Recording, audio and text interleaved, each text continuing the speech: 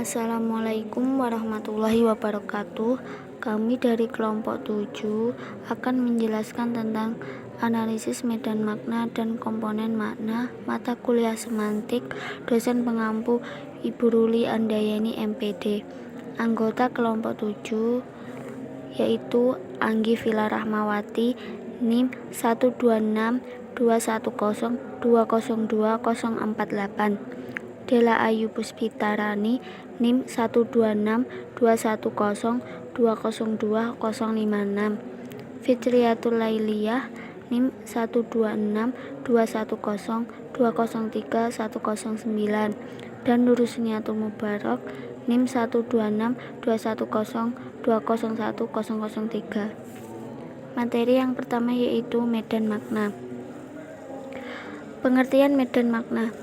Teori medan makna atau Theory of Semantic Field atau field theory berkaitan dengan perbendaharaan kata dalam suatu bahasa yang memiliki medan struktur baik secara leksikal maupun konseptual yang didapat dianalisis secara sinkronis, diakronis maupun paradigmatik.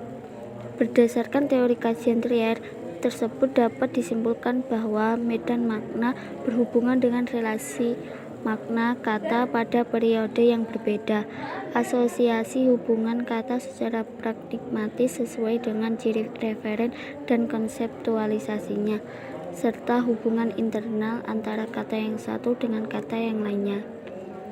Kajian medan makna lebih lanjut berhubungan dengan kolokasi, yakni asosiasi hubungan makna kata yang satu dengan lainnya. Masing-masing memiliki hubungan ciri yang relatif tetap.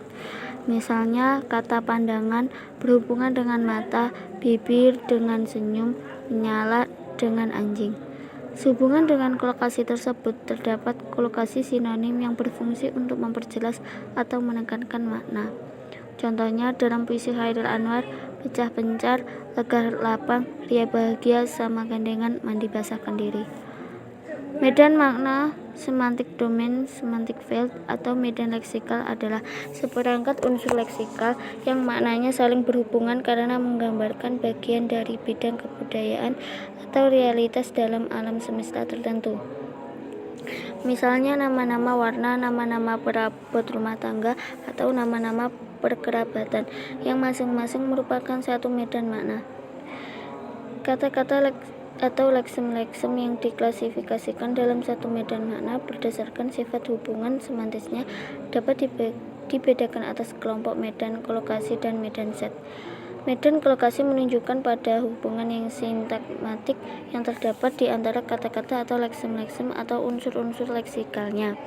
Misalnya kata-kata layar, perahu, nelayan, badai, ombak, dan tenggelam merupakan kata-kata dalam satu kolokasi, yaitu satu tempat atau lingkungan yang sama yang berkenaan dengan lingkungan kelautan. Sementara itu, medan set menunjukkan pada hubungan yang paradigmatik karena kata-kata atau leksem-leksem yang berada dalam satu kelompok medan set bisa saling disubstitusikan. Sekelompok kata yang merupakan satu set biasanya mempunyai kelas kata yang sama dan merupakan satu kesatuan. Setiap dalam medan set dibatasi oleh tempatnya dalam hubungan dengan anggota set yang lainnya. Misalnya, kata remaja dan sejuk. Kata remaja merupakan tahap perkembangan dari kanak-kanak menuju dewasa, sedangkan kata sejuk merupakan suhu di antara dingin dan hangat. Analisis medan makna. Pada awal analisis linguistik struktural, para linguis dengan intuisi mereka menyimpulkan hubungan di antara seperangkat kata. Misalnya data kata baik, kebaikan, memperbaiki, perbaikan, atau kata satu, satuan, penyatu, penyatuan, menyatu, bersatu, pemersatu, kesatuan, sebagai kata-kata yang memiliki asosiasi antar sesamanya. Demikian awal konsep asosiasi makna yang dipelopori oleh Ferdinand de Saussure. Dalam diagram tersebut ada 4 garis asosiasi memancar. Dari yang pertama, nomina Einseignen, pengajaran. Kata ini dihubungkan dengan verba Enseigner, mengajar, oleh kesamaan bentuk dan makna berdasarkan dasar kata Enseig, ajar. Selanjutnya yang kedua, basic stage, pemanggangan atau education, pendidikan karena persamaan makna. Yang ketiga dengan changement, perubahan, arrangement, peralatan perang karena kata-kata tersebut bersufiks men yang membentuk n, abstrak v. Dan yang keempat dengan adjektif, elemen, bermurahat. Dan adverbial, judgment, pantas, tepat, oleh persamaan kebetulan ada yang pada akhiran kata-kata tersebut. Selanjutnya, Bailey, seorang murid Saussure, memasukkan konsep asosiasi medan makna secara mendetail. Ia melihat asosiasi sebagai sebuah lingkaran yang mengelilingi satu tanda dan muncul ke dalam lingkungan sekitarnya. Seperti pada contoh berikut, mula-mula seorang berpikir kata kau, lalu plow, dan akhirnya tentang strike, seperti halnya dalam bahasa Indonesia. Dengan kata kerbau, mula-mula seseorang berpikir kebodohan dan kekuatan. Jadi, medan makna adalah suatu jaringan asosiasi yang rumit, berdasarkan pada kesamaan hubungan dan asosiatif satu kata.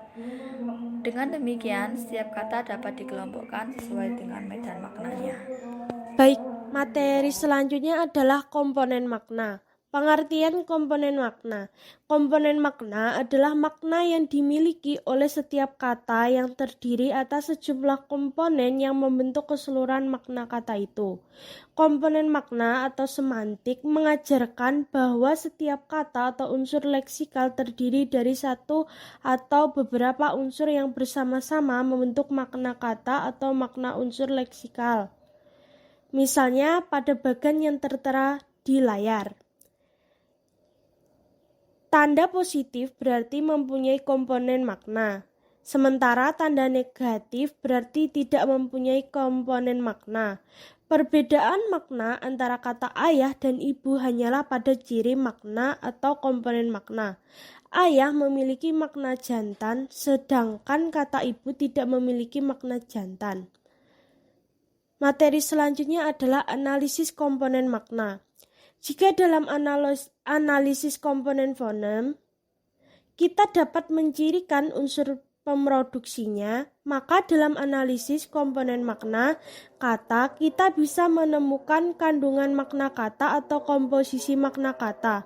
Prosedur menemukan komposisi makna kata disebut pula dekomposisi kata.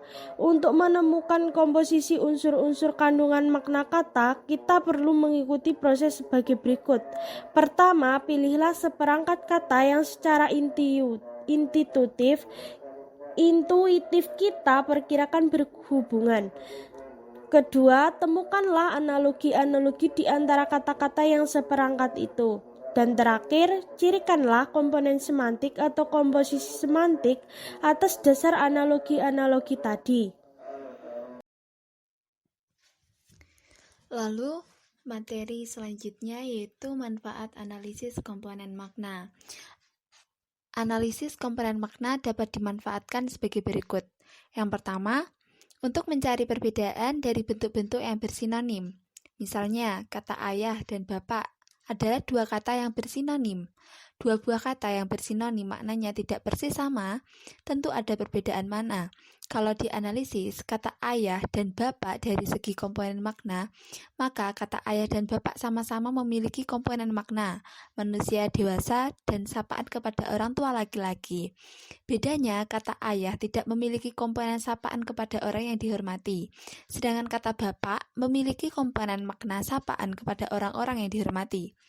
Sehingga antara kata ayah dan bapak memiliki beda makna yang hakiki, yang menyebabkan keduanya tidak dapat dipertukarkan. Kedua, berguna untuk membuat prediksi makna-makna gramatikal, afiksasi, reduplikasi, dan komposisi. Misalnya dalam proses afiksasi, dengan prefiks me pada nomina yang memiliki komponen makna alat akan mempunyai makna gramatikal, melakukan tindakan dengan alat dalam kata dasarnya, seperti pada kata menggergaji, memahat, menombak, mengail, dan sebagainya. Ketiga, yaitu bermanfaat untuk meramalkan makna gramatikal. Dapat juga dilihat pada proses reduplikasi dan proses komposisi. Dalam proses reduplikasi, yang terjadi pada dasar verba yang memiliki komponen makna sesaat dapat memberi makna gramatikal berulang-ulang, seperti pada kata motong, memotong-motong, memukul-mukul, menendang-nendang, dan sebagainya. Pada verba yang memiliki komponen makna bersaat akan memberi makna gramatikal dilakukan tanpa tujuan, seperti pada kata membaca-baca, mandi-mandi, duduk-duduk, dan sebagainya. Nah, terima kasih. Berikut tadi adalah hasil dari presentasi kelompok 7. Jika terdapat salah kata dan materi, mohon dimanfaatkan. Terima kasih. Wassalamualaikum warahmatullahi wabarakatuh.